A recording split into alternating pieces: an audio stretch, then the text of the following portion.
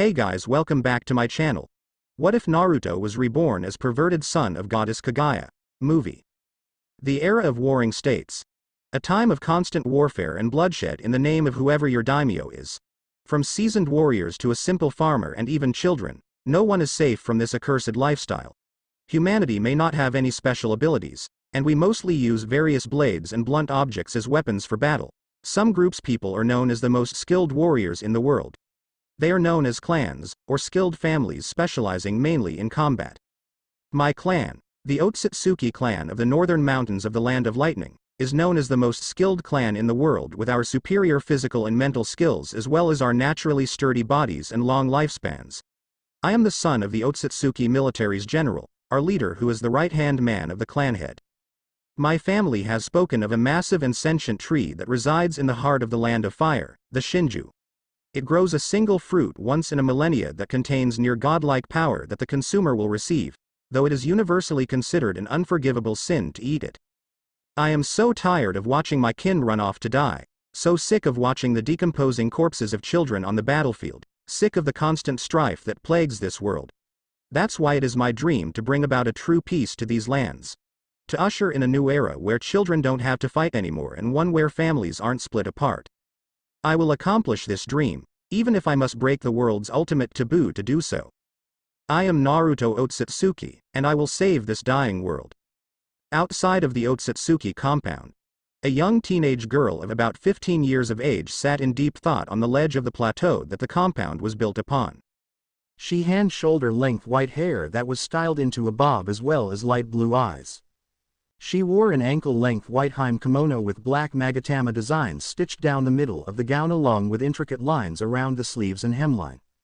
This is Kaguya Otsutsuki, heiress of the famed Otsutsuki clan. She gazed down into the distant land below the mountains and was saddened at yet another battle her kinsmen were fighting in. Is there no end to this conflict? To be born, live, and die on the battlefield, is that our destiny? She thought sullenly. You shouldn't scrunch up your face like that, you might get wrinkles. A boyish voice teased from behind her. She turned around and noticed a grinning teen of about the same age as her was standing there. He had neck-length spiky red hair with two bangs framing his face that were partially wrapped in white medical tape as well as twinkling amethyst-colored eyes.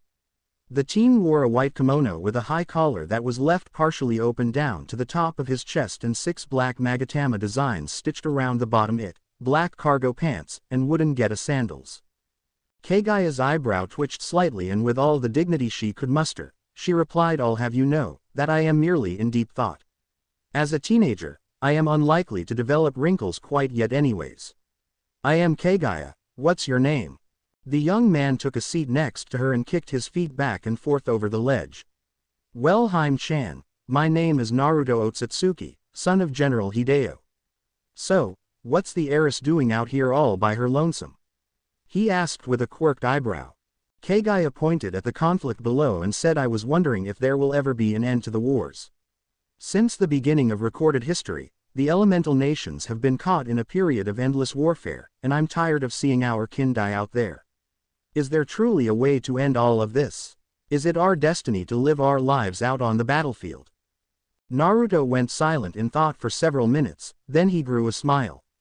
I do not believe that we are destined to live and die in warfare. I think anybody with the will to do so, will change the world.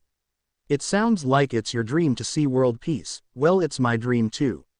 Tell me, have you been told of the Shinju and its fruit? Of course I have, you idiot. The Shinju and its fruit are known to almost everyone. She deadpanned, causing Naruto to laugh and sheepishly scratch the back of his head. He, I kinda forgot about that. All these damn war meetings that Otu-sama forces me to attend are turning my brain into mush. He apologized with a grin.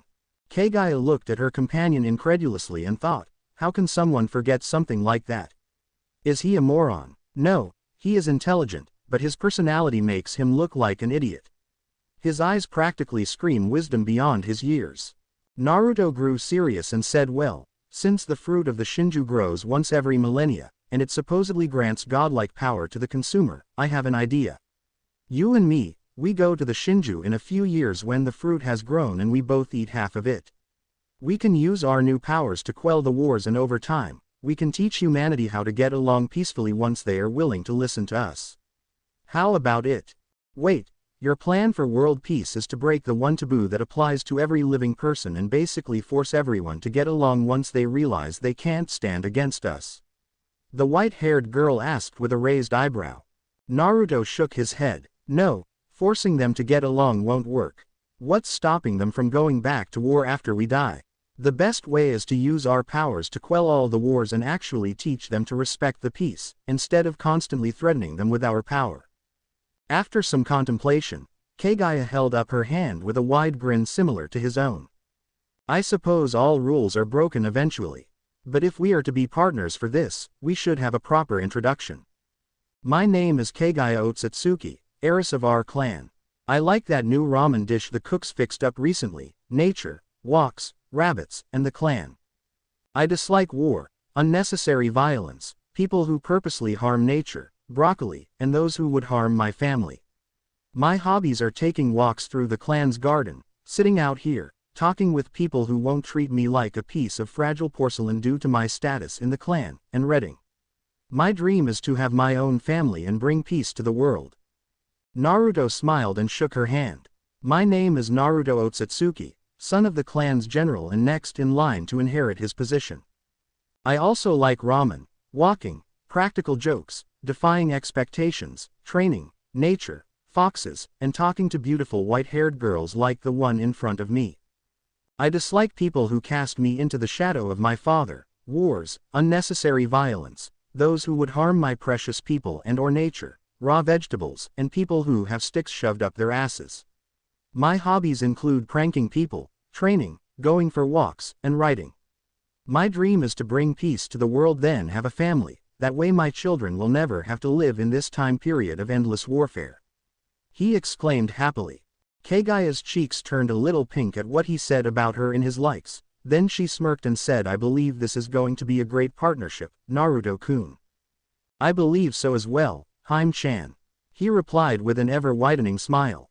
And so with that fateful meeting concluded, a chain of events would soon occur that would completely change the destiny of the elemental nations for ages to come. 3 years later, Central Land of Fire. Naruto and Kaguya stood on top of a mountain overlooking the Shinju.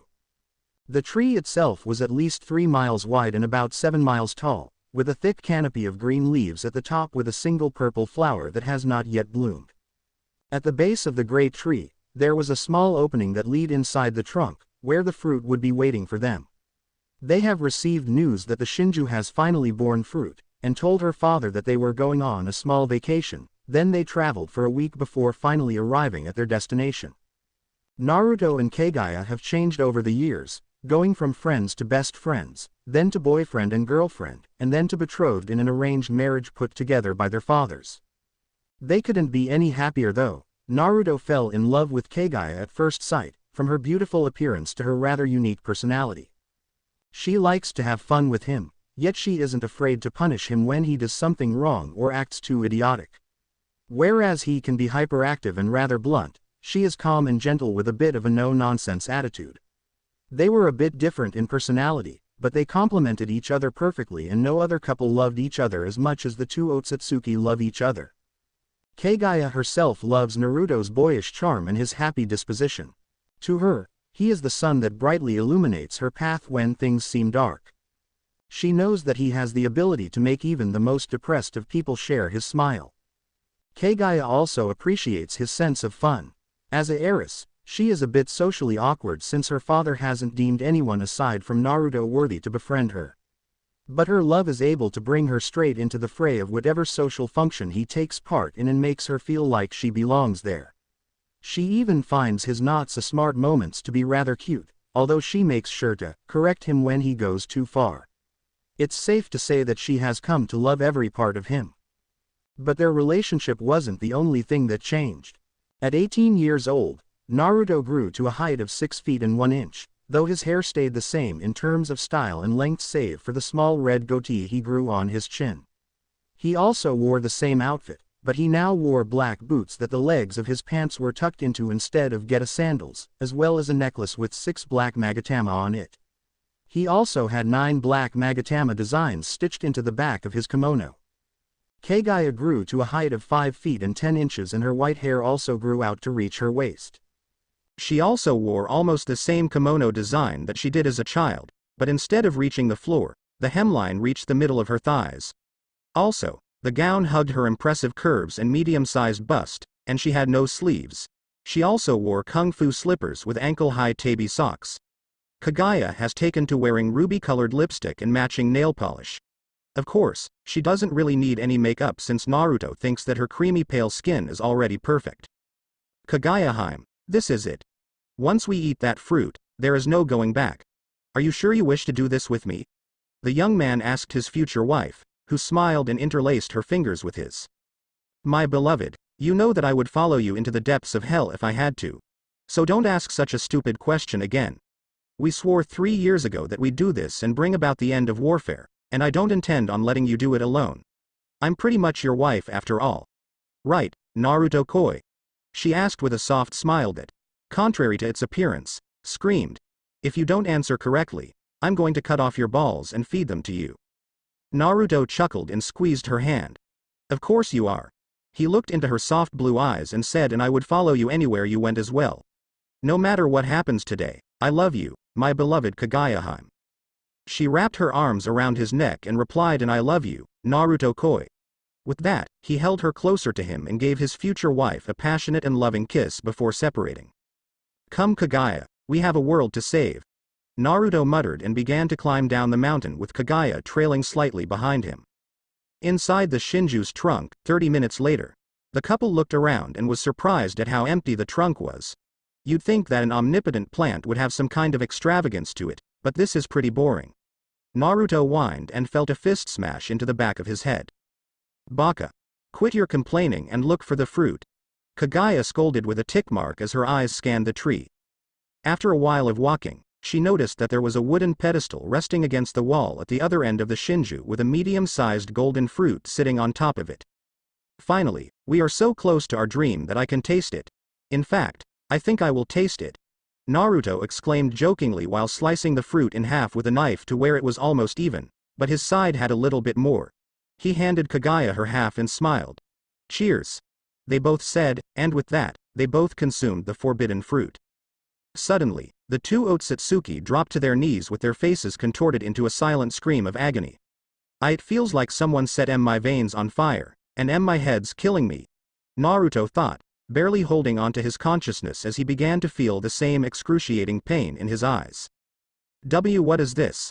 I feel so much power right now, but it hurts so much. Kaguya thought as she looked to her lover, who passed out onto the ground, face first. Damn it, she whispered and slumped to the ground as her vision faded into black. The next morning, Naruto opened his eyes slowly and sat upright with his legs crossed. He looked to Kaguya and blinked twice before screaming like a little girl. MMMNNNG. Why are you screaming, Naruto Koi? What the censored? Kaguya screamed and jumped to an upright position after observing her lover's new additions to his appearance. Naruto's skin had paled and he had grown 2 horns on both sides of his forehead, while in between the horns was a red circle with a dot in the middle and a ripple pattern extending from it. Oddly enough, his once amethyst eyes had turned into something similar to the marking on his forehead, except with 9 tomo on the ripples that extended from his pupil. Kaguya-hime, your eyes turned white and you have 2 big ass horns. We gotta find a priest somewhere, you need an exorcist. He panicked, getting a slap to the back of the head from Kaguya. Baka, you look even weirder than I do. Your eyes look funny and you also have horns, so don't judge me, she huffed. Naruto stood up after he calmed down and looked at his hands, which had a yellow mark resembling the sun on his right palm while a purple crescent moon was on his leg palm. I can feel so much power coursing through my veins, and I already have knowledge about my powers. How about you? He asked his companion. I also have knowledge about my abilities. Seems as though eating the fruit gave it to us along with the power itself. Though, we still need to train to use it properly. What should we call it anyways? She asked. Naruto grinned and answered chakra. I don't know why, but chakra sounds right. Now, we should leave and master our abilities as soon as possible. Our dream is almost completed, Kaguya-hime. The white-haired woman smiled and latched onto Naruto's hand with her own and they left the Shinju, unaware that the flower on top of the tree bloomed to reveal a single eye resembling Naruto's new ones, which radiated pure malice. And so for 2 years, Kaguya Hime and I traveled the world unbeknownst to anyone from our clan.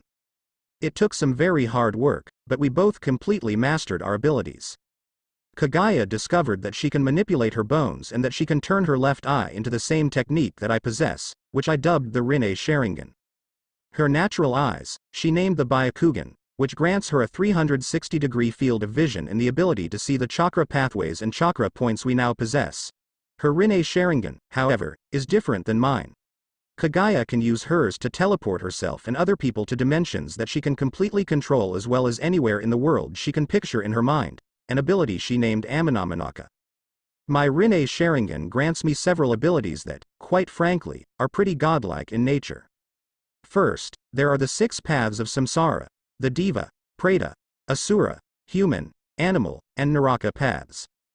Plus, there is a 7th path that governs over life and death, which I call Outer Path since it resides outside the normal 6 paths. Deva grants me the most devastating power to control gravity itself. Preta allows me to absorb chakra even though I probably won't ever need that path. Asura allows me to turn my limbs into mechanized weapons that have rather devastating power. Human Path allows me to read the minds of whomever I use it on as well as rip their souls out. Animal Path lets me summon many animals that I can control with my eyes, and Naraka Path allows me to heal anyone with it or interrogate someone by summoning the King of Hell. These powerful eyes also give me the ability to see the flow of chakra within a person, predict their movements, copy techniques, and preform unique jutsu, the name we came up with for chakra-related techniques. They are Tsukuyomi, Amaterasu, Koto Amatsukami, Susanoo and Kamui. Tsukuyomi allows me to trap someone in an illusionary world for 3 days, where I could do anything to them and they can't escape unless they have eyes or chakra of equal or greater power than I. Amaterasu allows me to attack someone with black flames of the sun goddess, which will burn for multiple days, until the target is completely incinerated, or until I command it to stop. Koto Amatsukami lets me subtly control someone by implanting false suggestions within their mind with this nigh unbreakable genjutsu, illusionary technique. Susanoo lets me summon an ethereal chakra warrior to aid me in battle, as it is easily my most devastating jutsu for the Sharingan portion of my eyes, as I once obliterated several mountains with one attack while I had this jutsu activated. And finally, Kamui allows me to teleport to any location I can think of while using a personal pocket dimension as storage for anyone or anything I censored in with this jutsu. Finally, I also possess another dojutsu, ocular technique, called the Tensigan, but I'll go into that another time. Both Kaguya and I are able to manipulate the elements themselves, though she has more power in her elemental attacks. An even trade if you ask me. My dojutsu outclasses hers completely, but her elemental jutsu are so strong she can't make hand seals to control them. She literally sends out blasts of the elements through taijutsu katas, a.n. Think of bending from Avatar, while I must use hand seals. The downside for her is that while hers is more powerful than mine, she will never have my level of control.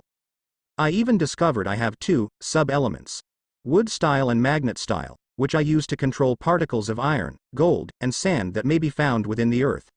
One final ability we both learned is something I call Sage Mode, which is activated when we absorb the natural chakra that the Shinju has constantly released into the air for ages.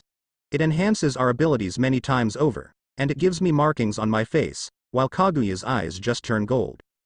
And so, after 2 long years, we were ready to finally bring peace to the world. I am not so foolish to believe that humanity will stop warring just because Kaguya and I can scare them into obedience. Many people are set in their ways, and hopefully we can convince them peacefully to end their petty feuds and live their lives in harmony. If not, perhaps someone may inherit our will after we have departed this world. 2 years later, Central Land of Water, 2 samurai armies stood on opposite sides of the flat and mist-filled field. The 2 leaders galloped towards each other on their horses and met in the middle. Hattori Dono, Yoshi Tokugawa-sama, daimyo of the Land of Water, demands your immediate surrender. Do so, and you and each of your men will be granted a personal estate on these lands. Failure to comply means total annihilation. The one in blue armor, the daimyo's brother Hayate Tokugawa, announced in an official tone. Kiroitsuchi Hattori, leader of a famous samurai clan, and the other warrior wearing golden armor, grunted in amusement. You think me a fool, Tokugawa Dono? Your brother is a spineless coward who would murder us in our sleep not even a week after a hypothetical surrender. My comrades and I refuse to lay our arms down, and we shall not bend our knees to someone who won't even come to lead his own men like a respectable ruler. He replied amicably as he directed his steed to trot back to his army, smirking as he heard the other commander sputter indignantly. How about we give you all a third option? Another male voice offered, causing everyone to look towards the middle of the field in surprise. There stood Naruto and Kaguya, looking identical to how they looked after eating the Shinju's fruit, save for their dojutsu being deactivated for the moment. How about you all lay down your arms and we won't end this silly war by ourselves with force? Naruto continued. Suddenly, the two leaders simultaneously burst into laughter. You would end our war by yourselves? You look like unarmed nobles for Kami's sake. Who the hell are you two anyway? The Hattori clan leader chuckled. Kaguya chuckled herself and said, we are the two people who dare to break this world's ultimate taboo. We are the light in the darkness. We are the saviors of this world. You two ate the Shinju's fruit. Well then, Hattori unsheathed his katana. You should know that even thinking about it is a universal death sentence, he muttered ominously. Naruto closed his eyes with a smirk. Well then, why don't you try it? With that, he snapped his eyes open, revealing his Rinne Sharingan to the world for the first time. He held out his hand and said two simple words that would forever haunt the dreams of this bottle's survivors. Shinra Tensai. Suddenly, the Hattori clan was blown away by an invisible force that completely devastated the ground in front of him. Tokugawa looked on in pure shock. Nothing like this had ever been seen in the world before, and with two words this red-haired man turned an army of 500 into less than 50 living soldiers and annihilated the earth itself. Attack! He screamed fearfully and retreated to the area behind his army, which dashed towards these two mortal gods with a loud roar. Naruto turned to his lover with a cheeky grin. You want to go with this? If I go again, there won't be any left for you. She smiled and kissed his cheek. Oh Naruto-koi, you're so good to me. Kaguya cooed and floated up into the air with her fists censored back. And with a single punch she unleashed hell upon her enemies in the form of a massive wave of azure flames that incinerated a majority of their army, leaving approximately 100 shocked soldiers. Naruto nodded to her and she used Amenominaka to teleport the survivors and her lover off of the mainland and onto a small island off of the coast of the country. Please spare us. I have a family. Tokugawa pleaded to the two people he now saw as gods in human flesh. In response, Naruto looked at him with a smile as he put his hands into the Ramhan seal. Do not worry, I will not kill any more of you. As an act of good faith, behold, outer path. Rinne Tensai. He shouted, causing the king of hell to rise from the ground and shoot off hundreds of green orbs from its mouth. Much to the awe of everyone there, their dead comrades were teleported to their location, looking as if they had never died. My Kami, what in the hell are you? To control life and death, the newly resurrected Hattori muttered with widened eyes. Naruto merely clapped his hands as Kaguya began to go through taijutsu katas. Chibaku Tensai. He roared and threw a glowing black ball that formed in between his palms at the mainland. Suddenly, the ground began to rumble and the mainland completely broke apart, causing the earth to gather at the black ball. After several seconds, a good portion of the land of water was now a gigantic sphere of earth that floated in the sky and there was a gaping hole where the land used to be within the ocean. Kaguya then bent the elements to her will, creating a sphere of wind and a ring of earth, azure fire, and water that circled the Chibaku Tensai. We are the ones who shall establish peace and order. They responded to Hattori in unison. As the couple turned around to face the defeated samurai, they noticed that all of the warriors had dropped to their knees in reverence. You are no mere humans, you are gods sent to deliver us from evil. Please, what are your names? One of the men asked. I am Naruto Otsutsuki and this is my wife, Kaguya Otsutsuki. We have consumed the forbidden fruit of the Shinju for the sole purpose of bringing world peace. So I shall tell you this, humanity must come to trust one another for this accursed era of warfare to end. I can see the light at the end of this dark tunnel, and this shall be where our revolution starts. People, you now have the chance to lay down your arms for good and carve a path towards a better future for mankind. Tell me, do you wish to create this world of dreams? A world where children won't have to fight and where we can grow old enough to taste sake? He asked, and smiled when he saw a figurative fire in each of their eyes as they tossed their weapons to the ground.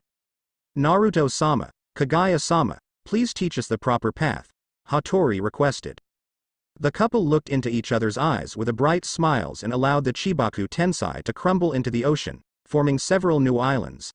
Kaguya-heim, Naruto Koi, we are almost there, they both thought happily. Over the course of a year, Kaguya and I systematically ended every last war that were being waged across the globe.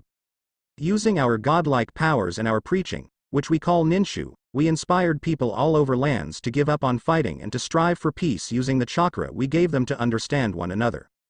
And we finally accomplished our dream. The world is completely at peace, though it came with the side effect of being worshipped like gods. Kaguya is called the rabbit goddess for her horns, which looked like rabbit ears. I am known as Bishamon, the god of war and justice. The definition should be self-explanatory. And so, 3 years after ending the wars at the age of 23, Kaguya and I got married and we decided to move out of the Otsutsuki compound. Our clan was accepting of our abilities because of the reason we went to gain them. It doesn't hurt that we were successful, and into our own place that I built with my wood-style jutsu. Not long after that, she became pregnant and bore me 2 beautiful children, that just so happened to inherit our chakra and some of our special abilities. 3 years later, home of the Otsutsuki family, land of Earth Mountains.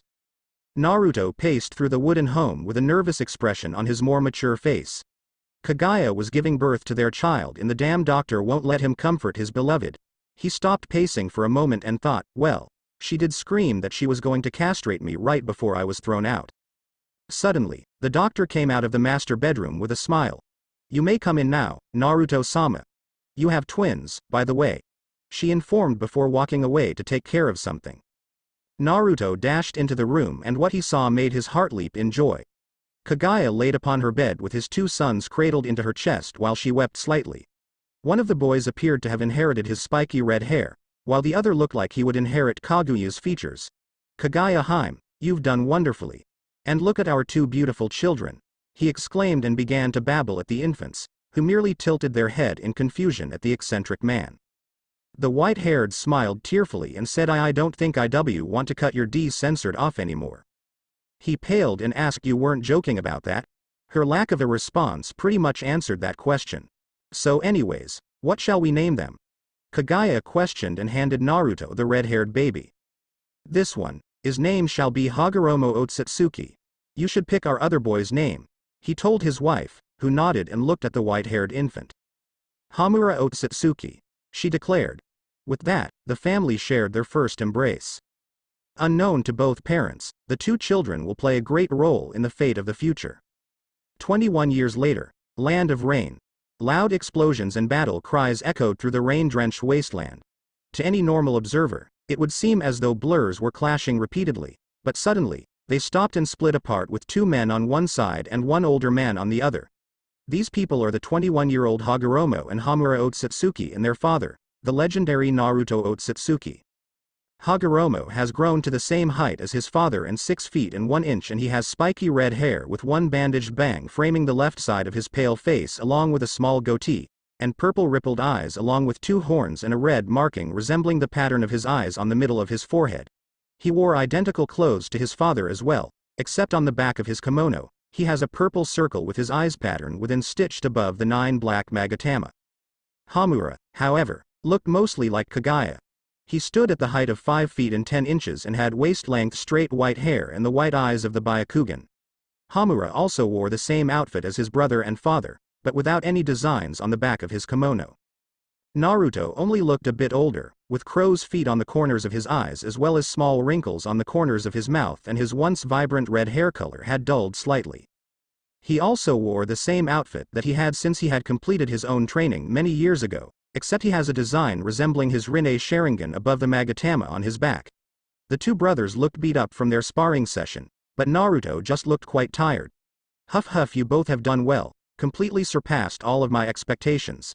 The older man smiled proudly at his 2 sons. Are you okay too, San? It looks like your stamina isn't quite what it used to be. Hagoromo teased with Hamura snickering next to him. It's still enough to create you 2 little brats, Naruto muttered under his breath before putting his smile back on. I cannot teach you anymore. Hagoromo, you've mastered the Rinnegan's powers as well as your nature transformations and the truth-seeking balls.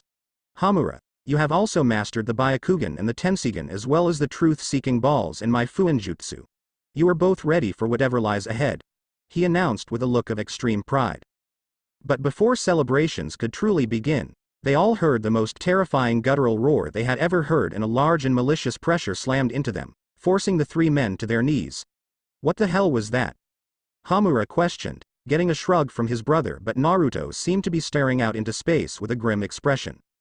"I should have known that there would be repercussions for eating the Shinju's fruit. I'd recognize that chakra anywhere. It seems that the Shinju has taken a form that would allow it to actively try to reclaim its chakra," he thought before turning to his two sons. That pressure was very similar to the Shinju. "Hagoromo, Hamura, I want you both to leave and get your mother," Naruto commanded.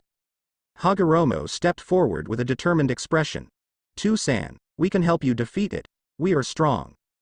The elder Otsutsuki turned around and glared at his sons slightly with his Rinne Sharingan active. "Just do as I say. All three of us are worn out from our final training session, but I am the only one who has a possibility of defeating the Shinju in this tired state. Now, Hagoromo." "Yes. From this moment forth, you are the leader of Ninshu. Guide this world towards peace with your brother. I know you two can do it. Hamura, you are now the heir of the Otsutsuki clan. Rule honorably, my son," Naruto proclaimed and received hugs from his children. "You better win, Two-san, or Ka-chan will have your head," Hamura joked, trying to hide his sadness. The red-headed man grinned in response. "Don't worry about me, now go." Naruto watched as his sons dashed off into the distance and turned to face the monstrous being that was swiftly approaching. "So you've come, Shinju," he muttered. The Shinju turned into a massive beast with a cavern-like mouth, extremely sharp teeth, a gray and veiny body with 10 tails waving maliciously behind it, large claws, as a single red eye in the middle of its head that looked identical to the Rinne Sharingan. Imagine the 10 tails first form. That shit probably would have frightened me more than its other forms did, so in this story, it only looks like this aside from the tree form. "Human, you and that wench of yours stole my fruit and gained my power. Chakra is not meant for your destructive race's hands, so I'll be taking it back. Though I will give you one chance, allow me to absorb my chakra and I won't kill you. Your family, are those people you've given your chakra to for it?" It offered in an extremely deep voice that was full of both anger and amusement. Naruto shook his head and flared his chakra, causing a silver aura to manifest itself outside his body, which completely shattered the ground below him due to its pure strength. "This chakra, it's a tool for peace. With Ninshu, the people I have shared my chakra with have come to understand each other and the world is now walking the path towards peace. I will not let you get in my way," the Otsutsuki roared defiantly. The Shinju chuckled darkly and flared its own godlike chakra. "I was hoping that you'd say that, thief." The two godlike figures stood on opposite sides of the battlefield, one determined to keep chakra for the sake of mankind and the other wishes to retrieve what once belonged to him. The battle that will be spoken of for ages is about to begin. Naruto glared into the rage-filled orb of the Shinju as their combined power shook the earth itself. Red markings appeared around his eyes with 2 stripes going down underneath them and he clapped his hands together. "Sage art. Wood style. True several thousand hands," he called out, and suddenly, he found himself standing on top of a gargantuan wooden statue of a Buddha with several thousands of wooden hands raised behind it. "Interesting, but still weak." The Shinju noted with amusement and swung a single tail at the construct, completely obliterating it much to the shock of Naruto, who managed to get away from the attack. "I destroyed one of my most powerful wood-style jutsu with a single attack," he whispered in awe before gaining a determined look and thrusting both arms forward. "Sage art. Shinra Tensai." What the beast was interrupted when it was violently flung across the battlefield, digging a large canyon that stretched several miles from the point where it landed. Naruto instantly appeared above it, floating in the air with a transparent white cube in his hand. "Dust style. Detachment of the primitive world." He growled and launched the cube at his foe, expanding as it hit the Shinju's gray skin and bathing the land in light. As the dust that kicked up around them cleared, dark laughter filled Naruto's ears landed on left side of the canyon. "Jahihihi, did you think that'd reduce me to dust, mortal?" The Shinju mocked, and as it appeared through the smoke, it revealed that it only had a few scratches on its skin. "I will give you credit though, that move hurt. But, it's my turn."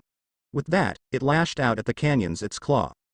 Naruto's eyes widened and he jumped away, narrowly escaping the destruction the Shinju brought onto the newly formed canyon. Shit. None of my attacks are doing any damage, and Preta Path would be useless. The Shinju is pretty much chakra given physical form, and trying to absorb that much would only kill me. That and it would be laughable if it died that easily. He let out a mirthless chuckle as he landed on the lower ground in front of his enemy. Not that it would matter, as weakened as I am from my battle with Hagoromo and Hamura. I probably won't survive this confrontation anyways. I just need to think of a way to give those two a bit more time to deal with the Shinju. I'm tired of your existence.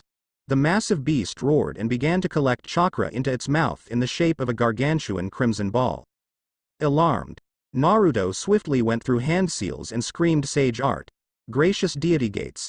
As the Shinju was almost ready to fire its attack, 11 red torii gears fell from the sky and pinned its tails and head to the ground. Seeing as his target was immobilized, Naruto created 4 wood clones that stood around the beast in a box formation with their hands in a ram seal. 4 red yang formation. The clones roared, causing a gigantic red box with a single hole in the top, made from chakra, to trap the Shinju within. Naruto began to pant from overusing his chakra, but shook it off with a strong glare and raised both of his arms, causing a tsunami of gold dust to rise from underneath the Shinju and completely cover it like a cocoon. Gold dust grand coffin, he muttered. I don't exactly remember the names of the gold dust techniques, nor if the ones I create actually exist in canon, so bear with me. With that, the beast fired its attack, completely blasting away the gold dust. Luckily, the barrier didn't fall. Instead, the attack shot up through the hole on top of it and exploded into a gigantic crimson beam of light, the power of which completely shook the earth. You are powerful indeed, mortal. To be able to keep my tailed beast bomb from wiping this country off the map with a simple barrier that's being maintained by weak clones, I will no longer hold back. It announced after it finished its attack and used its massive physical strength to smash its bindings and the barrier itself. It broke through my strongest barrier, with brute force. Wait, what is it doing? He muttered to himself as he noticed the Shinju's head being thrown back as if it were about to scream to the heavens. He felt it. The foul chakra of the god tree filled the atmosphere and within everything in the environment, nearly bring him to his knees. Thinking quickly, he channeled chakra into both of his eyes and whispered Susanoo. Then, hell was unleashed. Tenpenchi. The Shinju roared to the heavens. Its potent chakra bombarded the Otsutsuki relentlessly, creating natural disasters one after another in hopes of annihilating him. Tornadoes, floods, lightning storms, and earthquakes struck the lands as if they were the wrath of God himself. It made the current standing of the Shinju quite clear. It no longer wanted to take its chakra back from Naruto, it wanted to wipe his existence from the face of the planet. After several minutes of what could be interpreted as the apocalypse, the Shinju stopped roaring and called its chakra back into its body. Its single eye narrowed in on a figure hidden by the smoke and it smirked darkly. You are indeed a worthy opponent. To even survive Tenpenchi is a testament to your prowess. But I'm afraid I have some chakra to hunt down, so I think I'll kill you right huh? It began to taunt, but stopped when it noticed that Naruto stood within an ethereal silver knight-like figure which had 2 sets of arms that formed hand seals along with the Otsutsuki. Naruto himself looked worse for the wear. Despite his Susanoo shielding him from being completely annihilated, he was cut up all over his body with an X-shaped cut on his left cheek and his kimono was almost completely shredded. That didn't stop him from glaring defiantly at the beast and finishing the hand seals for one of his ultimate Rinne Sharingan jutsu. Sage Art. Tenho Metsubo, he screamed. Trans, Heavenly Downfall. The Shinju looked upwards and saw the rainy clouds completely darken. Its eyes quickly widened when it saw that the clouds broke apart to reveal hundreds of flaming meteors falling towards the earth. You fool. Don't you realize that the meteors will kill you too? It screamed with fear in its eye. Naruto merely gave the beast a cheeky grin and vanished in a swirl, angering it further as the meteors repeatedly barraged the landscape. Meanwhile, near the border of the land of earth and the land of rain, Kaguya Otsutsuki and her sons looked to the sky and gaped in awe at the flaming meteors that plummeted towards the earth and slightly wobbled at the earthquakes that followed their landing. Even though I have witnessed Naruto Koi's Tenho Metsubo before, it's still pretty amazing, and terrifying. She muttered, getting her 2 children to nod in agreement. But, something like that must be very chakra consuming. If Tu-san was forced to use it, He must be in quite a bit of trouble. Hagoromo shouted in concern. Hamura looked towards their mother and asked, Mother, can't you use Amanamanaka to teleport us to his location? She shook her head.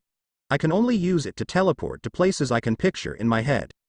When your father went to spread Ninshu to the land of Rain's nomads, I was pregnant with you too, so he kinda forced me to rest at home. Luckily for the nomads, he convinced them to move towards the land of whirlpools, or they probably wouldn't have survived the Tenho Metsubo. Kaguya suddenly gained a dreadful feeling in the pit of her stomach. Let's move faster, I'm starting to get a bad feeling. She commanded, and they began to move so fast that they looked like blurs amongst the trees they were traveling on. 10 minutes later, Naruto vs. Shinju battleground. Naruto appeared through a swirling vortex and landed on top of a large platform of earth, attempting to look through the thick smoke that covered the annihilated landscape. Did that kill it? He huffed in exhaustion. The Otsutsuki patriarch scanned the smoke with his rippled eyes and frowned when he couldn't see anything through the smoke. I only have enough chakra left to use my seal, and I highly doubt the Shinju, a godlike entity, would die from something like Tenho Metsubo. Even if that jutsu is the second most powerful Rinne Sharingan technique, as far as I'm aware. He thought as his eyes barely caught something blurring out of the thick cloud. Suddenly, he felt a sharp pain in his abdomen, and what he saw when he looked down made his eyes widen in shock as blood dripped from the corners of his mouth. A long and sharp wooden spear was impaling his stomach, so much to the point where there was still a foot of bloody wood exposed on both sides of his body. Naruto gasped in pain and fell to his knees, glaring angrily at the emerging form of the battered Shinju. Why, you survived. Not so as surprising, hey, at least that jutsu damaged you a bit, he gritted out with a weak laugh. The Shinju gained a surprisingly respectful look on its monstrous face. If I was any other creature, even with my level of power, that would have killed me. I greatly respect you now for that. But you signed your own death sentence because of one thing. It dropped the respectful expression and adopted a dark and victorious one. You assumed that it was possible to kill me. I am not made of flesh and bone, but out of chakra itself. You cannot kill the air, nor can you kill water or kill energy itself. I will admit this though, I have no doubt that you may have beaten me if you didn't think I was just an extremely powerful beast. It growled out, indignant at the thought of a mere human defeating it, power incarnate. Naruto began to cough up blood and felt his strength starting to leave him. You, also made a mistake, Shinju. You thought that I can't harm you, but I do have one chakra RT that is only limited by my imagination. He muttered as his right index finger began to glow silver. The Otsutsuki smiled victoriously as he drew patterns into the space in front of him, which were mirrored on the ground below the Shinju. Amusing. You truly believe you can still win in your pitiful condition? I'll let you perform your final stand, if only to crush your hopes to dust. It stated bemusedly. Naruto gave it a bloody grin and preformed a single ram seal, causing the array below the beast to glow a bright silver. I know that I can't defeat you in my current state. I could if I started the battle at 100%, and you know it too. I have a feeling you purposely came after me once I was already tired for that reason anyways. But, with this seal, you will be imprisoned within this very spot for 5 years. Once you are freed, I am positive that the ones who will defeat you, will be ready. He stated, thinking of his 2 sons. Now, be gone, Shinju. Fuinjutsu, quadruple god heavenly prison seal. Naruto roared and pumped all of his remaining chakra into this final technique. 5 silver chains shot out of the seal and impaled the thrashing Shinju while a circular golden portal appeared behind the beast. When I get out of here, I'm going to destroy everything you love. From your pathetic children to your precious followers of that Ninshu. I think I'll even take a human form, so that once my conquest is done, I'll forcefully claim your woman. She will be mine until the end of time itself. The Shinju howled in rage as the chains dragged it through the portal. I hate to disappoint you, but you won't have the chance. Hagoromo and Hamura, they'll put an end to you. Fuin.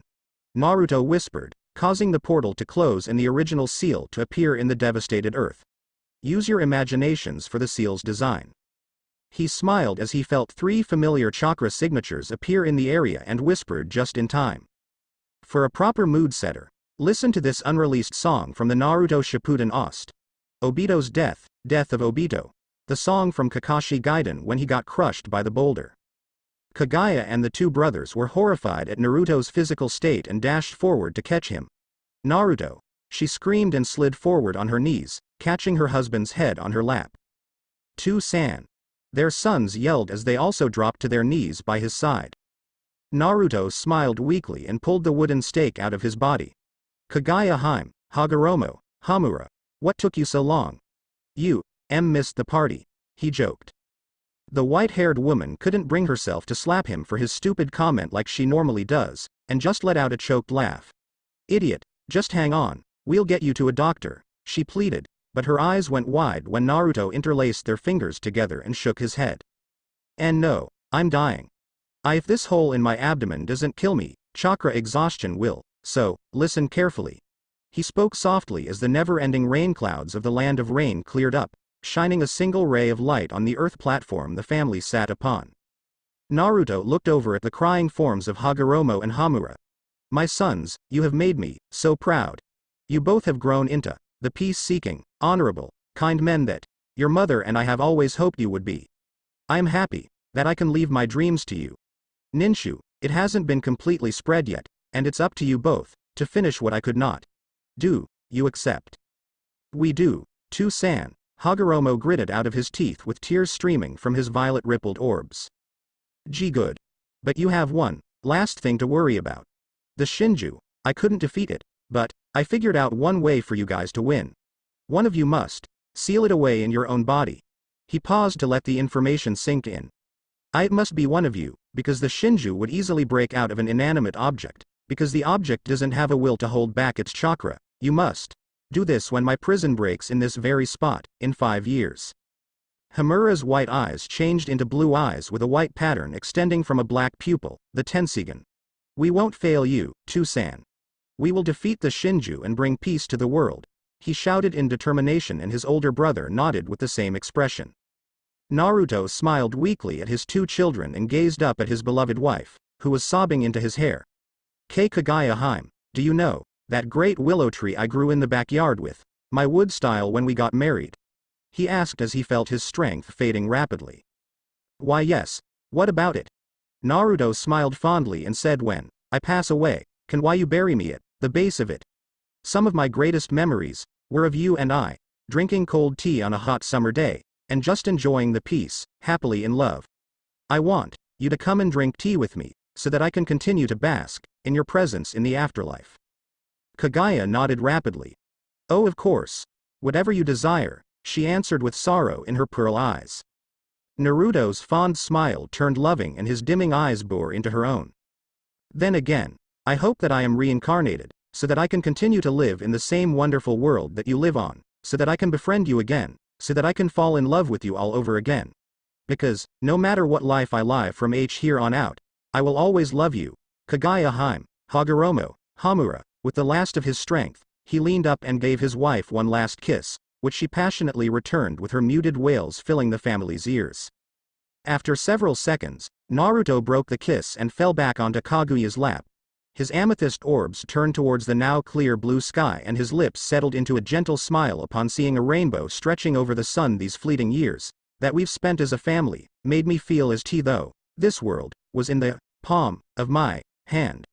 And it was beautiful. With that, his eyes closed and he released his final breath, going completely limp in his wife's grip. Kaguya's wide and quivering eyes gazed upon her husband's peaceful form and she began to shake him. And Naruto koi. Wake up. This isn't funny, wake up, she choked out as something inside her snapped. Ka-chan, Hagoromo whispered sadly. The Otsutsuki matriarch hugged Naruto's body tightly and buried her face into his hair. Fresh tears began to roll down her face and she let out the most mournful wail the world has ever heard while rocking back and forth, Naruto still being held tightly. Hagoromo and Hamura got him and embraced their parents while releasing their own choked sobs as the rain began to fall once more, as if the heavens themselves were weeping. Naruto Otsutsuki, father of the future sage of the Six Paths, patriarch of the Otsutsuki clan, one of the two progenitors of chakra, and man revered as Bishamon, has passed on from this world. End song. Amethyst eyes snapped open to see a cloudless blue sky above them, though it was obscured by a canopy of branches and leaves. Their owner sat up from his position on a soft field of grass to look at his body. It appeared much younger than he remembered being, about 18 years old in fact. Who was he again? That's right. He was Naruto Otsutsuki. Naruto stood up and cracked a small smile, seeing that he was in a replica of his backyard on a beautiful summer day. The area where his willow tree resided, in fact. He closed his eyes and took a deep breath of fresh air, allowing the refreshing breeze to caress his face and ruffle his white kimono. This takes me back. How long has it been since I died? He looked over at the base of the great willow and saw a random campfire that appeared to be playing some sort of recording. Naruto saw his beloved wife as children stand by a freshly dug grave with a small tombstone at the head. He noticed that it was his own, and read the epitaph with a sad smile. Here lies Naruto Otsutsuki, beloved father and husband, seeker of peace, and founder of Ninshu. Rest in peace. He recited and sat down against the tree. I wish I could have stayed with you all, he mumbled.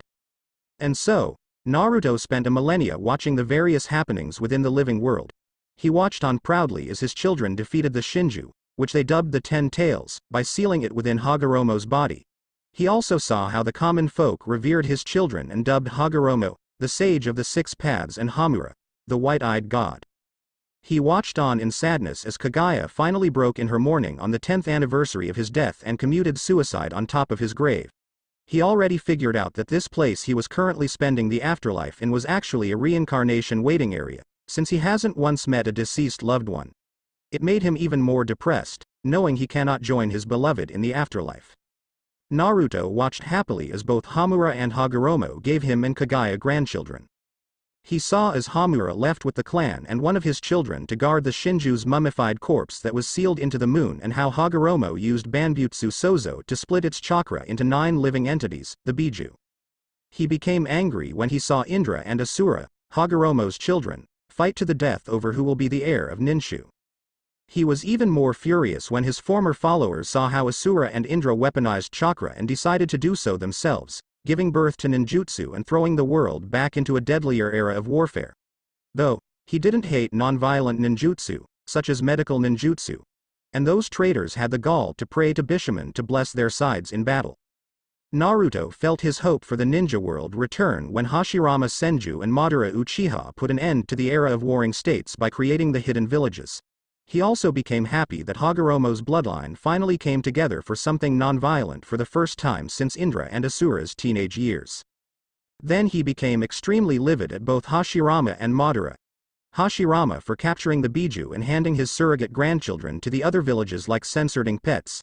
Then Madara betrayed his home and forcefully made Kurama, the nine-tailed fox, fight against his will. Naruto became angry at the Biju's enslavement through the creation of Jinchuriki. He became even more furious at the Jinchuriki's treatment, even though most of them had no say in the matter, as well as how people treated his grandchildren like censoring demons. He saw the 3 great shinobi world wars. He saw Kurama's forced attack and how he had been sealed into one of his last living descendants on Hagoromo's side, Naruto Uzumaki. He chuckled in amusement that the brat shared his name. He saw Uzumaki's abuse at the hands of the villagers in the form of being starved of attention from everyone, save from the 3rd Hokage, Hiruzen, and a family of ramen chefs. He smiled warmly at seeing the child's declaration that he would prove the villagers wrong by becoming the Hokage and protecting them all. He felt pride for the child as he became a shinobi. He saw Uzumaki befriend another descendant of his, Sasuke Uchiha, and his other teammate, Sakura Haruno. He frowned upon seeing Kakashi Hataki's obvious favoritism towards Sasuke. He saw how the wave mission shaped Uzumaki's beliefs as a ninja. He watched as Team 7 made it through the Chunin exams. And now, Naruto was watching Jiraiya of the Sannin teach his descendant how to summon the same toads he once summoned. Speaking of summons, I wonder how Gamamaru, Hebimaru, and Katsuyu are doing. I really want to share some of my special sake with them like old times, but Gamamaru Baka just had to copy my damn recipe and mass produce it amongst the Toad clan. Naruto grumbled as he stood up and started to stretch. Note to self. Kill that Orochimaru Gaki and snap Tsunade out of her drunkenness if I'm reincarnated within their lifetime. Your wish just might be granted, Naruto Otsutsuki. A voice stated from behind him, making the ancient man alert. He turned around to see a ghastly figure which had purple skin, sharp black teeth, a wild mane of spiky white hair, and a purple kimono. So, the Shinigami comes to visit. Why? He asked. The death god merely pointed at the fire, which revealed Uzumaki lying in a pool of his own blood at the bottom of his canyon. Your time wasn't supposed to end at your battle with the Shinju. You were supposed to defeat it yourself and complete the spreading of Ninshu. It would have brought about eternal peace to the world, and you would have died of old age sometime after witnessing the birth of your great-grandchildren. Since that didn't happen, Kami has decided to let you be revived in the modern world. The catch is that you will inhabit Naruto Uzumaki's body, which will change to your appearance at the age of 18. It explained. Wait. What will happen to my descendant's soul if I inhabit his body, and what's the catch? Naruto asked. Naruto Uzumaki's soul has already been sent to the afterlife, where he exists happily with his deceased parents.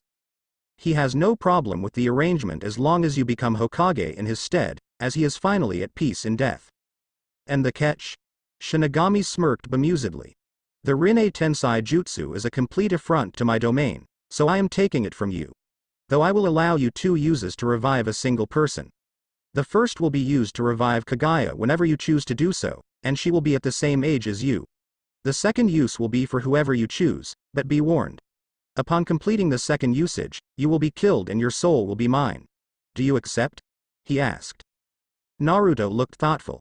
My descendant has no problem with it. I can resurrect Kaguya Heim as well, and I can finally see to it that our dream is completed permanently. He looked up resolutely and nodded his head. I accept. Very well. Good luck, Naruto. Shinigami stated, and with a flash of light, the Otsutsuki was reborn. A sharp intake of breath filled his lungs. His amethyst eyes darted back and forth around the dark area, and noted that it was less than 5 minutes since his descendant's death. Time to make sure everything works, the man muttered. 10 fingers tapped on the dirt. Check. Toes wiggled inside his ruined blue sandals. Check. A pair of arms swiftly slid along the stone floor, across the puddle of blood resting underneath his body. Check. He used his upper body strength to roll around on the floor, confirming that he wasn't paralyzed there. Check. He stood up and started to walk around, then jogged, and finally broke into a sprint before stopping with a smile. Everything checks out. Naruto Otsutsuki looked down at his body and grinned at seeing his 18-year-old body in the flesh, but his grin fell into a thin line upon noticing that he only wore a pair of bloodied and torn orange pants that barely covered the pelvis of his 6 feet, 1 inch tall frame and shredded blue sandals that his toes poked out of. This won't do. He stated and held up his hands, causing a red and a blue flame to appear in each palm. Yin-yang style. Banbutsu Sozo. Naruto suddenly found himself clad in his usual garb during his original lifetime. A white kimono that fell to his ankles with a split starting from the bottom of his waist, revealing a bait of black cargo pants tucked into black boots. The kimono had an open high collar with 6 black magatama stitchings on the neckline and on the top of the collar.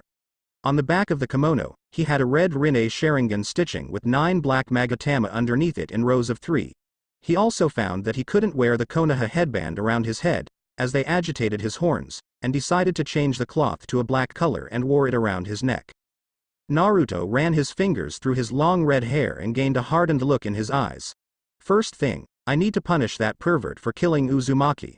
Second, inform Hiruzen of my identity since he will be my leader for a while. Third, assess my current power level. He listed, and began to fly towards the top of the canyon. On top of the ledge, Jiraiya looked into the abyss with a panicked expression on his face. Oh man, I haven't heard a single sound come out of there, not have I seen a single puff of smoke. Naruto, please be alright. He rambled worriedly, but his eyes widened when he saw a very different-looking Naruto floating up in midair in front of him. Is he floating? And what the censored happened to you, kid? Naruto looked over at the pervert with hardened eyes. You made a grave mistake throwing Uzumaki off of this cliff, pervert. He stated ominously. Jiraiya was instantly alarmed by the young ninja's wording and shifted into a combat position. You just referred to yourself as if Naruto Uzumaki was a different person, so who are you? He yelled. Suddenly, the white-haired Sannin was forced to his knees by an enormous pressure that slammed into the area. He managed to look up and his eyes widened when he saw that it was the strange redhead that was creating it, with only pure chakra. You do not demand anything from me. I can and will wipe you from the face of the earth if you do so again, child. The Otsutsuki snarled. Jiraiya began to breathe heavily and thought, whoever this guy is, he's powerful. Way too powerful. If he can bring someone as strong as me to my knees just from the sheer power of his chakra, he isn't human. Finally, Naruto released the chakra pressure, much to Jiraiya's relief, and landed on the ground in front of him. Come Lecher, we must go to Hiruzen. All shall be explained once. I am sure we will have no extra ears listening to the conversation. He commanded and walked off towards Konoha, a grumbling Jiraiya trailing closely behind. Konohagakure. 15 minutes later. Naruto looked at the staring crowds with confusion etched on his face. Why are they staring at me? Did I do something inappropriate? He asked his companion. Jiraiya snorted in amusement. Well, it could be because you look like a friggin' monk with a Konoha headband rather than a ninja. It could also be that you walk around like nobility. Or perhaps it might be the itty-bitty little fact that you have censoring horns and a really weird tattoo on your forehead that resembles a Rinnegan, just like that little design on the back of your clothes. Naruto froze for a moment and smiled. That's right, little Hagoromo is known as the Sage of the Six Paths and his possession of the Rinnegan is common knowledge. He murmured quietly enough to where nobody could hear him. After several minutes of walking, they entered a large red building and traveled to the highest floor. Upon knocking on a door, an elderly voice shouted enter. As they walked in, the duo saw an old man with a white goatee wearing red and white robes smile at them. Jiraiya-kun, I thought you'd be training Naruto-kun right about now. And who might you be, young man? Hiruzen Sarutobi, the third Hokage, asked. Jiraiya chuckled nervously. Well, you see, what the lecture means to say, is that he threw Naruto Uzumaki into a canyon in hopes of making him utilize Kurama's chakra to summon a large toad. Naruto drawled, making said lecture pale. Jiraiya. What were you thinking? And where is Naruto? Hiruzen roared angrily. The Sannin whimpered while Naruto stepped forward after slapping a silencing seal on the wall. I'll explain that. I'm sorry, but there isn't an easy way to say this. Naruto Uzumaki is dead, he informed solemnly. The whole room went quiet, then an insane level of killing intent filled the room. Jiraiya, do you have any idea what you've done? The aged Hokage whispered in an eerily calm tone. The white-haired man bowed his head with tears leaking out of his eyes. Yes, and I will live with that for the rest of my life. I believed Naruto could do it, and he paid the price for my mistake. Do not fret over Uzumaki's fate, he is much happier where he is now. Both of the older men looked towards their guest. What do you mean? Hiruzen asked. Uzumaki went to the afterlife and is happily reunited with his family. Allow me to introduce myself. I am Naruto Otsutsuki, known as one of the two people to first gain chakra, the father of the Sage of the Six Paths, the founder of Ninshu, and as Bishaman. Naruto introduced, making the other two men's eyes widen. What? How are you still alive, if you are indeed that person? Jiraiya exclaimed. Naruto looked at him with a serious expression. In order to answer that, I must tell you my story. This will remain a secret between the three of us for now. If you speak of this to anyone before the time is right, I will end you both. Both men nodded and the Otsutsuki smiled. Long ago, before the era of chakra, the world was locked in a period of endless warfare. Back in those days, we also had clans that were typically made of samurai that fought for their daimyo. My clan, the Otsutsuki, were the strongest of them. You see, in the middle of the land of fire, there was a godlike entity known as the Shinju, or the God Tree. It was very passive when it came to the conflict as long as its one universal law was followed. One must never eat the forbidden fruit that grows within its trunk one every millennium. In fact, it was a universal death sentence across every nation for even attempting to do so. A tree contained such power that people were afraid to anger it, and would execute anyone who even tried to do something that would displease it. Hiruzen asked, getting a nod in return. Correct. Now, I was the son of the Otsutsuki clan's general, or military leader. When I was young, I met a girl the same age as me, and we discussed our dreams, amongst other things. We both found out that we shared the dream of ending warfare. I came up with a theory that eating the forbidden fruit would grant us some of the Shinju's power, so we decided that we would both consume half of the fruit after we have trained out bodies and minds enough for traveling the land. And so, we left the clan without warning and began our journey a year later. Over that time period, we grew closer on the field of battle and over many trials and were eventually engaged via betrothal contract after we fell in love. Her name was Kaguya Otsutsuki. Naruto paused to allow a mournful tear to slip from his eyes. Once we reached the age of 18, we finally arrived at the Shinju's trunk. Upon venturing inside, we saw the fruit and we ate it, causing a searing pain to envelop our bodies that knocked us out. When we came to, we discovered that we both grew horns, our eyes had changed, and we had gained a godly form of power that is known today as chakra, though our chakra will always be more powerful than that of anyone else. After that, we trained to uncover and master all of our newfound powers. Kaguya gained the ability to manipulate bones, bend all of the elements as if they were an extension of herself, and she gained something known as the Byakugan and a weaker form of my dojutsu.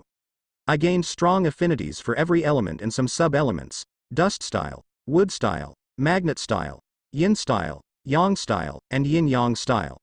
But my strongest abilities are the Rinne Sharingan, which is a combination of the Rinnegan and Sharingan, the Tensigan, and my adamantine sealing chains. That means, if you're telling the truth, you are the ancestor of several of the most powerful ninja clans in existence, Hiruzen shouted. Naruto grinned pridefully. Damn straight. His face became serious once more. After 2 years, we mastered most of our powers and we began to travel the world again, using our newfound abilities to end every single war that was being waged. In doing so, we gained followers who wished to hear our words of peace.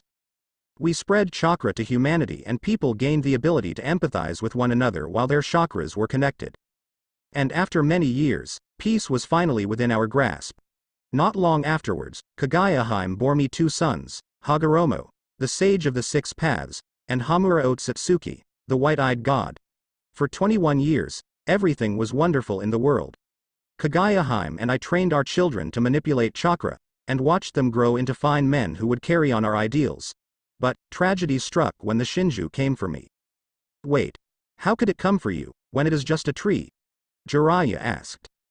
It was able to take on a mobile and monstrous form that enabled it to become completely sentient and capable of using its godlike powers.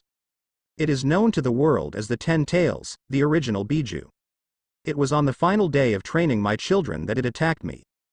Hagoromo and Hamura's final test was to face me in combat, and they weakened me greatly despite not being able to defeat me. The Shinju knew I would have defeated it if I were to battle it at full power, so it struck when it knew I was tired. After sending my children away to retrieve Kaguya, the Shinju and I had a fierce battle that greatly devastated the land of rain. Unfortunately, it caught me off guard and landed a fatal blow. My mistake was believing that it was a flesh and blood creature that could be killed. In reality, it was merely a massive construct of chakra that could only be sealed away. So I used my Fuinjutsu to seal it away for 5 years, giving my children enough time to prepare for their eventual battle with the monster. And I passed away after saying my goodbyes to my family. Naruto explained. Fascinating. So how did you come back? Hiruzen questioned. After I died, I wound up in a waiting area, where I was supposed to stay until I was reincarnated. From there, I watched the major events that followed my death. From the weaponization of chakra, to Uzumaki's death. After the last event occurred, the Shinigami appeared before me as offered to bring me back to life. According to him, I was never supposed to die at the hands of the Shinju and I was going to complete my quest for eternal peace. Young Uzumaki gave me permission to use his body as a vessel for my spirit, as long as I become the Hokage in his stead. But in order to contain my powerful chakra and soul, this body changed to where it is identical to my own at the age of 18. As I've said, Uzumaki is in a much better place and the Shinigami stated that he is happy now that he is with his long-lost family. Hiruzen leaned back in his chair and took a large puff of his pipe. A fascinating tale, but I'm afraid I cannot believe you until you show me some proof. Naruto smirked and activated his Rinne Sharingan, causing the 2 cage-level ninja to freeze at the sheer power that emanated from those eyes. Is this enough proof? He asked, getting 2 nods in return. Hiruzen and Jiraiya sighed in relief as he deactivated his dojutsu. Thank God, those eyes makes me feel like an ant in comparison to him. The cage thought. Naruto suddenly scowled. Great, my control is back to what it was around the age of 19. I can use some of my abilities at a mastery level, but I will need to train in the others or I'll accidentally destroy another country, he muttered in annoyance after feeling out his chakra levels. Jiraiya ignored that statement, as nothing from Naruto could really surprise him anymore, and asked so, When do you plan on revealing yourself to the world? Naruto took a thinking pose and replied partially at the finals. On one hand, revealing some of my abilities would show the world that I can defend the peace I intend to create and that I'm not afraid to eliminate any threats that arise. On the other hand, if I were to reveal that I am essentially a human with godlike power and that I am someone more powerful than the revered sage of the Six Paths, the other nations may grow fearful and try to destroy the village in order to kill me.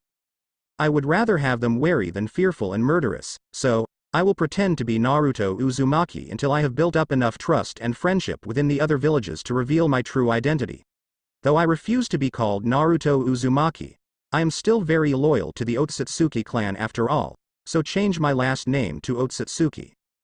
Hiruzen nodded and said alright, you two were dismissed. With that, Naruto and Jiraiya left after dismissing the silencing seals.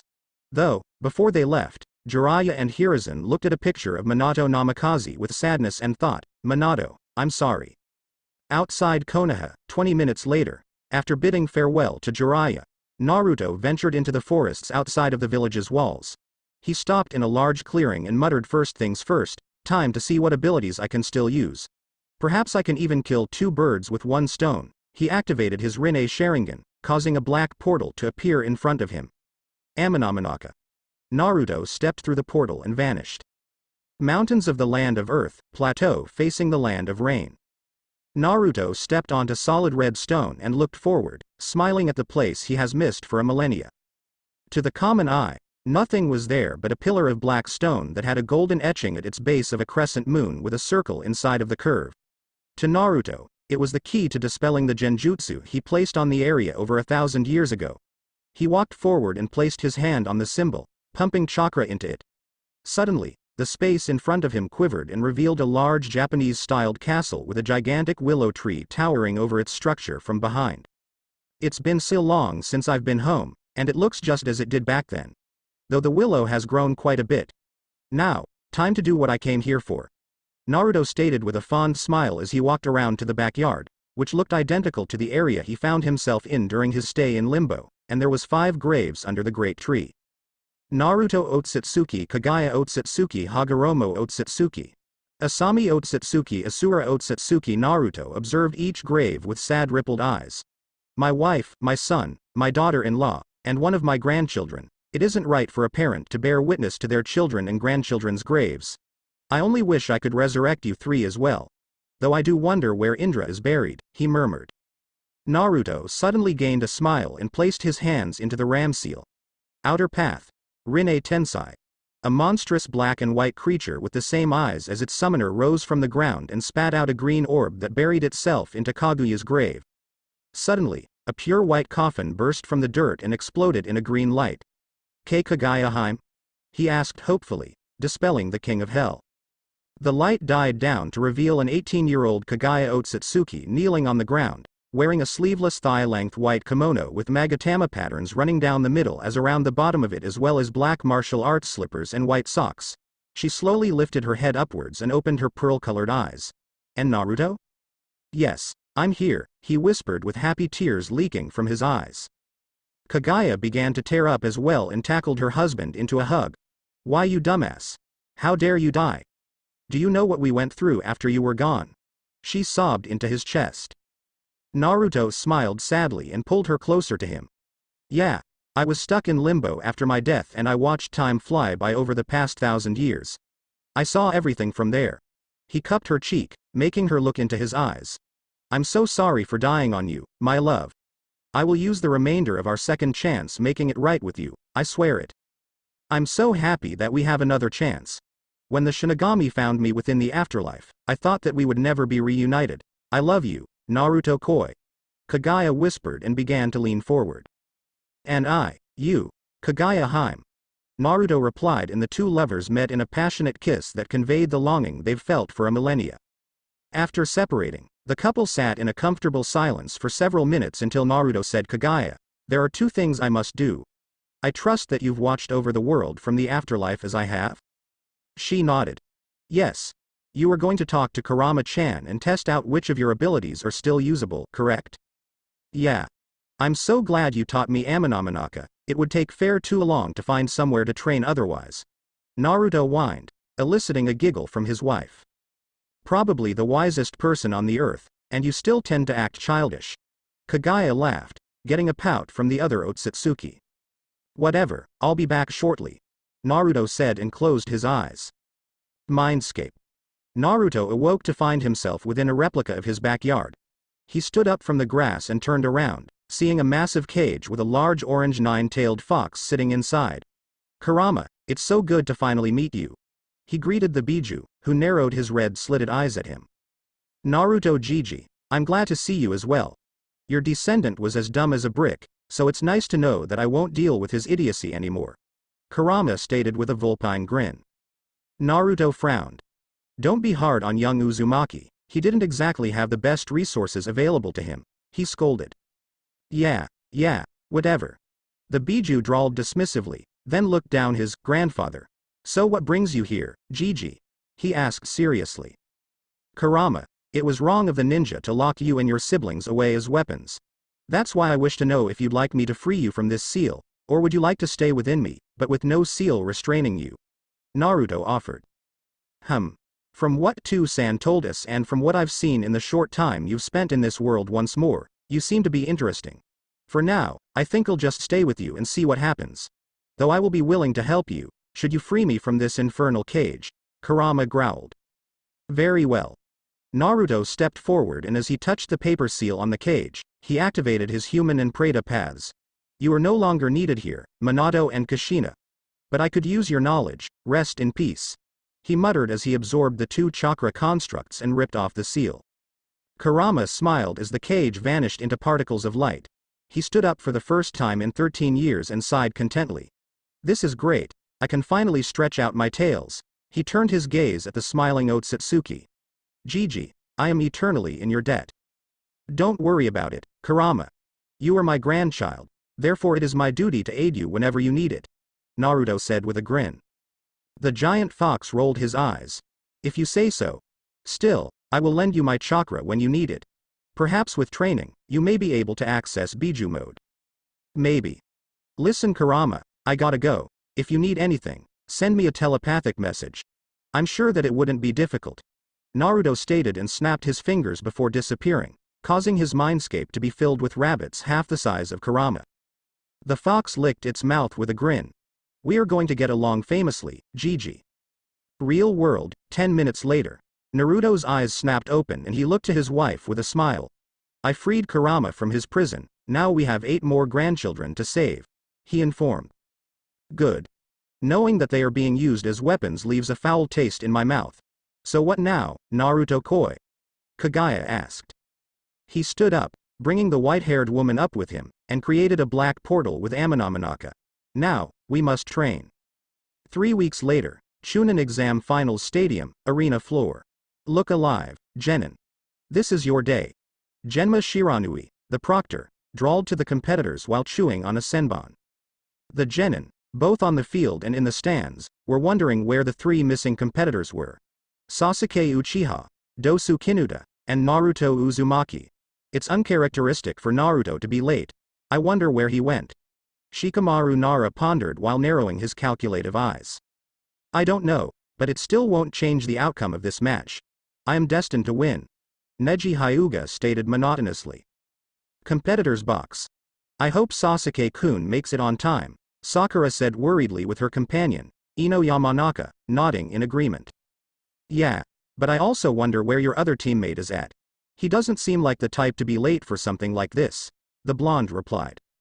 The female member of Team 7 scrunched her nose in disgust. Who cares where that Dobi is, not like he will make it in this tournament anyways. Ino looked at her friend in shock. Sakura, how could you say that? I may think he's an annoying moron, but I wouldn't talk so poorly of him if he were my teammate. Humph. That idiot only screws things up. Why should I care about him? Sakura huffed, and felt a cold chill run down her spine when a feminine and pale hand rested itself upon her shoulder. The 2 kunoichi turned around to see a figure in a black hooded cloak staring at the pinkette with eyes reminiscent of a deactivated Byakugan. I would really appreciate it if you didn't talk so much trash about my love, the woman stated. 2 pairs of green and lilac eyes blinked. Love? Naruto is your boyfriend? The 2 girls screamed in shock. Nope. The woman replied, confusing the two. He's my husband. With that, the two girls fainted, causing the hooded Kaguya to giggle. Of course, they were unaware that a certain Hyuga girl was both saddened by the news and enraged that some random woman dared to claim her, Naruto-kun. Cage's box. Hiruzen sat on his chair with a content smile as the breeze gently caressed his wizened face. A time of peace like this does a great deal of good for my soul. The laughter of the children and the happiness of my people, that is worth dying for, he thought sagely. Greetings, Hokage Dono. Quite a crowd, don't you think? A gruff voice asked from his right. He turned around to see Rasa, the fourth Kazekage, and his guards approaching the empty seat next to him. Indeed, quite a blessing if I do say so myself. I hope the travel from Suna was pleasant. Hiruzen greeted with a smile while thinking, something doesn't feel right about him. Humph. It went fine, no troubles at all. I am looking forward to see my son, Gaara, win these exams, Rasa stated. The Hokage's eyes narrowed slightly. This man is an imposter. If what Jiraiya-kun told me is correct, the real Kazekage would never call young Gaara his son.